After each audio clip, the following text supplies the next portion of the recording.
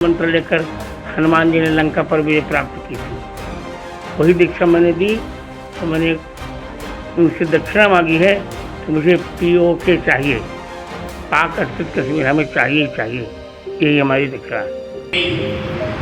तो पाक को क्या संदेश देना चाहेंगे? पाक को कुछ नहीं संदेश क्या दूँ पाक को? कुत्ते की पूछ कभी सीधी होती क्या? उसे संदेश नहीं दूंगा। गुरुजी जैसे आगे अगर हमला करता है फिर कोई आतंकवादी घटना बस तब सबक देना चाहिए, उचित सबक हो, तब नक्शे से मिट जाएगा। अब चल नहीं दी।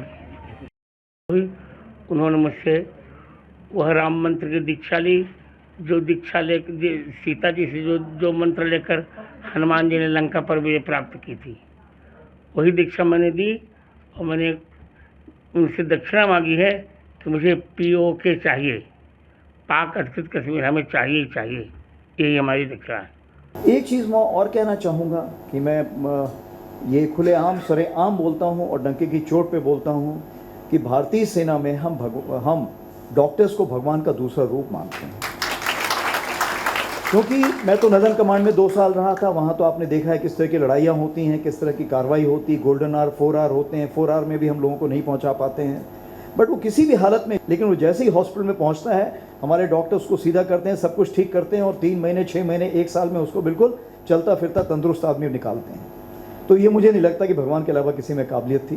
तो उस चीज़ के लिए जो आप कार्रवाई कर रहे हैं कि इंसानियत के लिए, मानवीयता के लिए, उसके लिए मैं आपका बहुत ही शुक्रगुजार हूँ।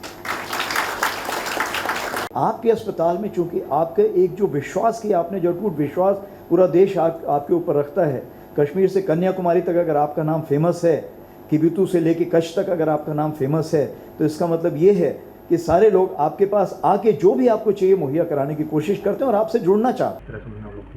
बस जो हमारे थल सेनाध्यक्ष जनरल श्री उपेंद्र द्विवेदी यहाँ पर सुबह आए थे और उन्होंने सदगुरु नेत्र चिकित्सालय का भ्रमण किया और वो पहले भी यहाँ पर आ चुके थे और उनको उनको जर्नी मालूम थी और उन्होंने जो प्रगति देखी है उससे वो बहुत प्रभावित हुए। और उन्होंने जो एक हमारी सिमुलेटर मशीन बोली जाती है, जो डॉक्टर जो ट्रेनिंग लेते हैं तो वो मशीन में पहले सीखते हैं, उसके बाद जब सीख लेते हैं उसके बाद पेशेंटों के ऊपर सीखते हैं। वो मशीन बहुत यहाँ पे अगर यदि मैं कहूँ कि भारतवर्ष में तो कुछ ही मशीन होगी 4-5, लेकिन मध्य प्रदेश में ये पहली मशीन है।